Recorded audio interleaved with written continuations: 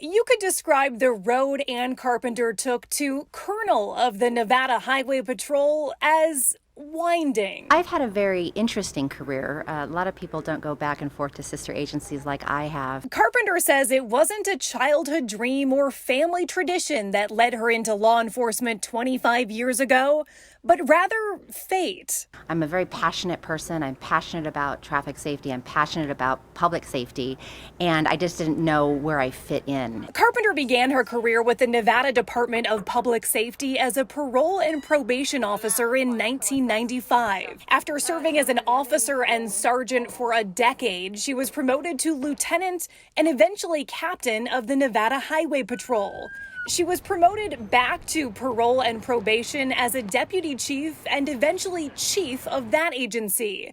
And it's that winding road that has now led her back to NHP, this time with a chance to be chief. When this occurred, there was a lot to think about, and my best friend texted me and said, Ruth Bader Ginsburg, she'd say do it.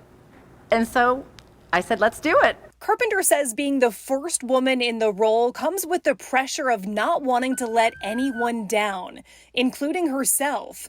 But she says it's also an opportunity. I also want to be a role model for all those little girls out there and all those young ladies that may want to choose law enforcement as a profession someday. Law enforcement has traditionally been a male-dominated profession. In the early years, women most often served as dispatchers and dressed in skirts. But Carpenter says she hasn't faced obstacles because of her gender. I am who I am, and that's why people either follow me or they want me to succeed because of who I am, not because I'm a woman. Carpenter says as a leader, she has high expectations and expects a lot, but she's also equitable, compassionate, and a clear communicator with the underlying team mentality of we're all in this together. And it's that same message she hopes to share with Nevada's drivers as well. Be mindful of the roadway and take some ownership and some responsibility. One life lost is too many. Jackie Kostek, 13 Action News.